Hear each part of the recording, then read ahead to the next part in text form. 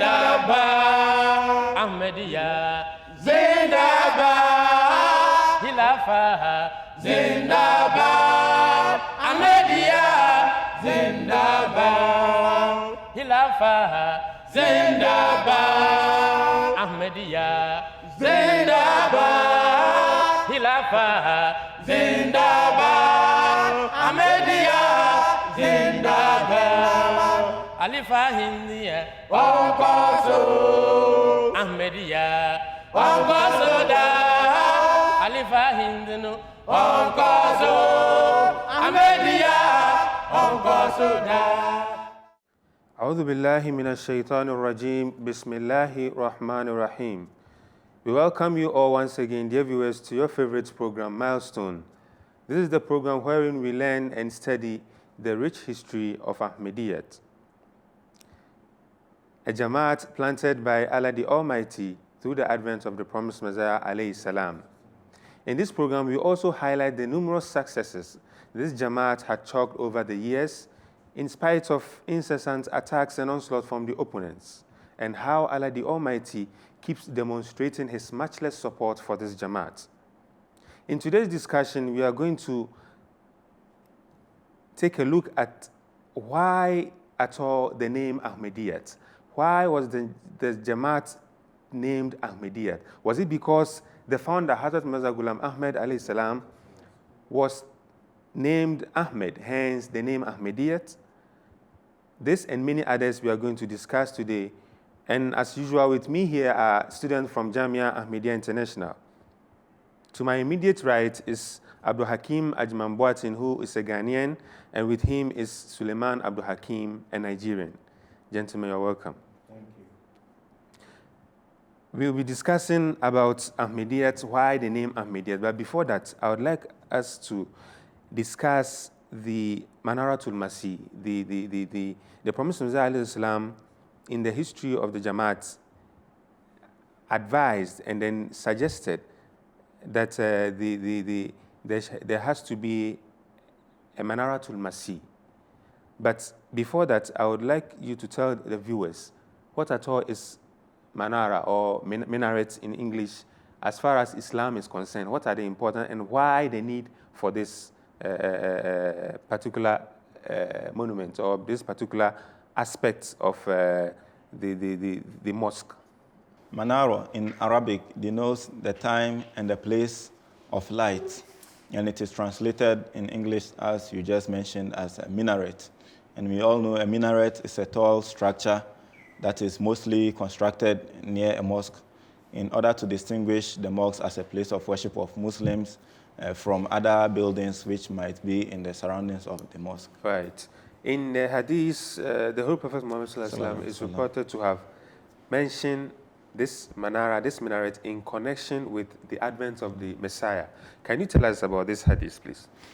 In connection with the advent of the promised Messiah, alayhi the Holy Prophet ﷺ was reported to have said that فَإِذَا بَعَثَ اللَّهُ الْمَسِيحَ بِنَ مَرْيَمَ فَيَنْزِلُ عِنْدَ الْمَنَارَةِ الْبَيْضَاءِ شَرَقِيَّةِ دِمَشْقِ, that Allah the Almighty will raise the Messiah, the son of Mary, and the son of Mary will descend upon a white minaret which is situated at the east of Damascus.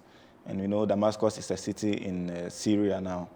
And so with the mention of this, the promised Messiah, alayhi, in order to make the fulfillment of this prophecy a concrete one, a literal one, he decided to construct or to instruct his people to construct this minaret so that it could also literally fulfill this prophecy that was made by his holy master and his beloved one, the Holy Prophet Muhammad sallallahu alaihi wasallam. Mr. Suleiman, as he quoted the hadith, it is stated that the Messiah was to descend on a white minaret. I'm sure it wasn't literal. Then the Messiah was going to descend on a minaret, and I'm sure it's a metaphorical statement. Can you tell us the meaning of this white minaret and the Messiah's descent on the minaret, please? Assalamu alaikum wa rahmatullahi wa barakatuh, dear viewers. As my brother has rightly said, that physically we have that minaret as three things basically to do with the Islam itself. Firstly is that it gives us 5 times a day azan, call to the prayer, Muslim prayer. Secondly is that it's according to this prophecy, in the Minaratul Bayda, there will be the minaret, this particular minaret will be one that will illuminate white color, which will illuminate, which will shine towards the world. And the third one is that, as we know, that we have 5 times daily prayer, which shows time as well. So the Prophet Islam lays down these 3 physical things and explains them as to their spiritual meaning. First is that Adhan, 5 times a day, the muazzin, the person that calls to prayer, will call Adhan on this minaret, which denotes that, as we know, during the advent of the promised Messiah, as it has been stated by the Holy Prophet Muhammad, there will be a lot of innovations in Islam itself, talk less of other religions that has been in existence before Islam. There will be a lot of things people will have turned away from Almighty Allah. As the Prophet ﷺ himself has cleared that he was sent by Almighty Allah to bring human beings back to their Lord, to create that connection, to create that bridge that people has created, the distance that is in between Almighty Allah and His creation. So first thing is that Azan will be called here 5 times a day, which shows that it will give the sign 5 times a day to the people that the Prophet Messiah has come, and it is time for us to come back to the oneness of Almighty Allah, for us to know the truth, the true teachings or the true Islam, the true Almighty Allah, for us to come back to the real God. Secondly, as we've said, the Holy Prophet Muhammad has rightly said that this minaret will not only be a minaret, rather it will be white one, it will be one emitting light, which shows that it will be the time at which people will see beauty of Islam through the promised one. It will not be just a minaret, just a claim, but rather it will be a claim at which the beauties of Islam will be preached to people not from the sword, but rather from the beauties at which it are embedded in Islam. So thirdly, as we know that it denotes as well time, because we call Azan 5 times a day, which shows that there is a particular period at which the promised Messiah is to come. This is a period at which people has gone far away from their Lord. And this also shows that it is time, the time of the promised Messiah, as even the promised Messiah himself has said in one of his poetic lines, that it is time. The time is the time of the promised Messiah. Even had it been he himself as a person has not come, someone else would have come at this time to claim the position of the promised Messiah. So as well, this shows and stand for the period of the advent of the promised Messiah, alayhi salatu wasalam. So, like you explained, he descending on the minaret metaphorically was to explain that through him, the beautiful teachings was going to reach far and wide, just like the muazzin, the one who calls azan, upon climbing the minaret, his voice reaches far and wide. So in the same vein, the message of the promised Messiah, through the help of Allah the Almighty, was also going to reach far and wide. And like he mentioned that in order to also give it a literal fulfillment, he decided, or he instructed his followers to put up such a minaret in Qadian, which is also, like he said, situated in the east of Damascus. Right. And if some of the significance at which this minaret stands for is that, as we know that the light of Islam is to illuminate the world from the east of Damascus, which shows that at the time there will be a lot of innovations, there will be a lot of Godhead in the Western world, and rather from the eastern part, this illumination of the oneness of Almighty Allah, as just like as you said, the minaret echo the voice of the muazzin throughout the world, shows the people that as well the Prophet Islam will echo the oneness of Almighty Allah from the east of Damascus to the west of the western part of the world. And as well as we know that this was even up till today, we see that the true teachings of Islam has been echoed from the city of Qadian to the Western world, and we can see the standard or as the rate at which the Jamaat is preaching the true teachings of Islam. Yeah, and not only to the Western, but to the entire world. Exactly. The true teachings of Islam will be echoed or explained by the promised Messiah, as it was mentioned that he was going to descend on the minaret, right? The promised Messiah regarding this minaret, the construction of this minaret in the history of the Jamaat made some announcements regarding this, and there are some faithful ones who contributed financially towards this this construction. Can you tell us about this, please? In 1900, the Prophet Messiah appealed to the Jamaat members that because we cannot make the wish or will that we want to make a construction, and rather the big one, a huge one, to show the sign of oneness of Almighty Allah, it will not just happen on its own. Rather, there will be some to give this sacrifice as well. The Prophet ﷺ said that as to those who will give their sacrifice, who will give anything, either in financial or they themselves coming in person to render service to the construction, their names will be written even on this minaret. And we know that there are more than 300 names that are written on this minaret up to today, so as it's to serve as a sign for those who are to come. See, still in 1900 this was done, and up to today we are in 2018, and we are still having to see the sacrifices which those people has done then. We are still having it as a sign up to today. So this was even the appeal of the Prophet Muhammad, and people turned out to give all their things to the construction of this minaret. You mean they came out in the NMS to contribute financially towards this construction, right? Hakim, tell us, now announcement has been made, people have started bringing out financial contributions and all that. Can you tell us when exactly this foundation stone was laid and when construction began? The foundation stone of this white minaret situated in Qadian was laid on a Friday, dated 13th of March 1903. And then a brick was brought to the promised Messiah, who was sitting in the mosque. And at the time? Yeah, at that time when the brick was brought. So he took it and prayed over the brick for a long time. And after the prayers with his members, he gave it out so that it could be laid. And thus the foundation stone was laid on this day.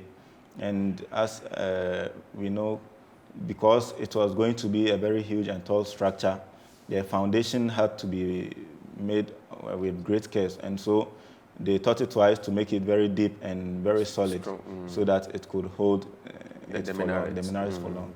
And so they could not complete this minaret, which they started in 1903, during the lifetime of the promised Messiah, due to financial problems and constraints.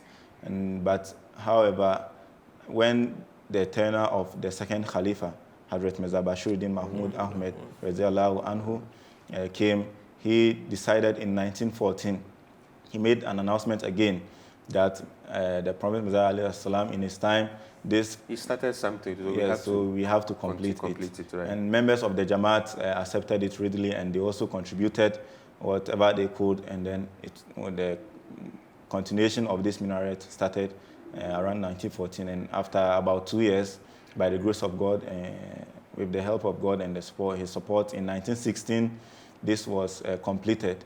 The minaret to Masih was completed, and it is near Masjid Aqsa, which was the mosque in Qadian. Right. And if I might chip in this, that as the Prophet as well as laid down the 3 things that are to be imbued in this minaret, the second Khalifa, Hazrat Mirza Bashiruddin Mahmud Ahmad, he also built this thing, he put these things, which is number 1, the clock that will signify that the period of the Messiah has come, and as well as to the lamp, because then there's supposed to be something illuminating the light from there. So in the literal sense, in the literal sense right. too. So I'm very happy to say this, that as far as 1916, the illumination of that message then has reached to Africa. Because we see in history that this gas lamp was produced or was given as a gift by the Jamaat Ahmadiyya Nigeria as a gift from the whole Africa Jamaat, which shows that it was a gift then, but now it gives us a good meaning, a good sign that it is supposed to serve as a light that will illuminate the world, that shows that this is the truthfulness of the Prophet Messiah, and has then given that gift even serve as another sign, because since this time of in 1916, the message of the promised Messiah has reached to Africa. This is a great sign that we appreciate that Almighty Allah has given our forefathers that sight to have done that then. Yeah, I think, and with this attempt to, at least we, from Africa, we also contributed our quota Exactly. in fulfilling the wish and the desire of the promised Messiah by donating that lamp. You said a gas lamp. The gas right. lamp, exactly. That was placed there to literally illuminate the surrounding. Okay. Right.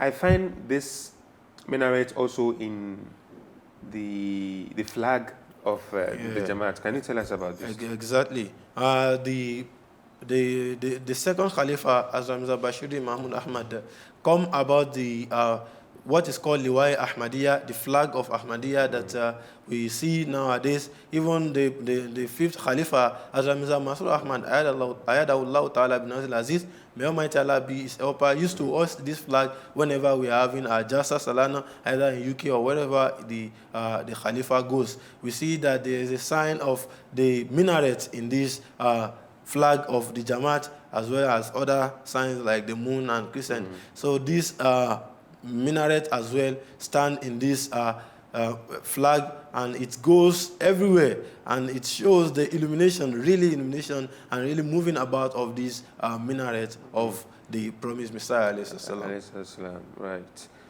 Right. Now let's discuss Fiqha Jamaat Ahmadiyya, Musliman Fiqha Ahmadiyyat. Now this is the name the promised Messiah chose for the Jamaat. Can you tell us why and when it was done? There was a census that was going to be undertaken in 1901. And so in 1900, the promised Messiah, ﷺ, seeing people moving into his fold in troops as promised by or prophesied by the Holy Quran that يَدْخُلُونَ فِي دِينِ اللَّهِ أَفْوَاجًا. So people were coming in troops. So he had to create an identity for his members. And so he told his members that now the name that he's giving to the Jamaat is Musliman Fiqha Ahmadiyyat, as the Ahmadiyya Muslim movement, Jamaat in Islam. Muslim Jamaat. That when the census would be held, they should tell the government that, or those who will come to register them, that they are members of Musliman Fiqha Ahmadiyyat. And also made the government aware of this, that this is the name that he has given to the members of his Jamaat. Why this name? Why Ahmadiyya? Was it because he was Mirza Ghulam Ahmed himself, alayhi salam? No, it was not because his name was Ahmed. But as we know, and every Muslim sect accepts or believes that the Holy Prophet Muhammad sallallahu alaihi wasallam had two names, which was Muhammad and Ahmed. And Muhammad signified Jalaliya, that is might and grandeur of something or someone. And then Ahmed signifies beauty. So this aspect of Jamaliya. Jamaliya, that is beauty. Yes. Which and then Jalaliya, which is the might or grandeur of someone. Okay. And this might, that is the Jalaliya, it was manifested during the time of the Holy Prophet Muhammad sallallahu alaihi wasallam, when the enemies raised sword to attack the Muslims, and the Muslims had to also raise sword to defend themselves. And through that, God showed his might and support for the Muslims. And the second aspect, which is Ahmed, shows the Jamaliya, that is the beauty. So with this name, it shows that the advent of the promised Messiah was to take place at a time where Islam wouldn't be attacked again by the sword, but they would be attacked by the pen.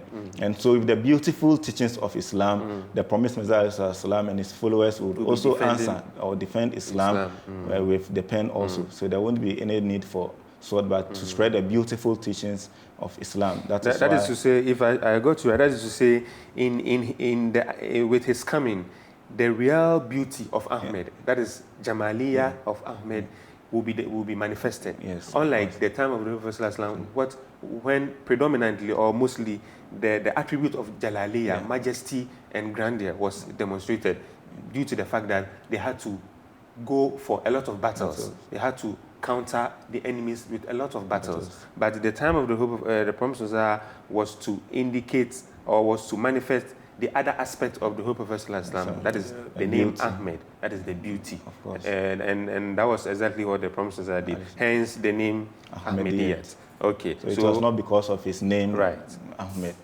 So the name Ahmed is actually the name of Muhammad Sallallahu. Okay. Thank you very much. Thank you so much for the enlightenment, and I'm sure our viewers have learned a lot today. Viewers, this is all time will permit us. Until we meet again, we say Assalamu alaikum wa rahmatullahi wa barakatuh. May the peace and blessings of Allah be on us all.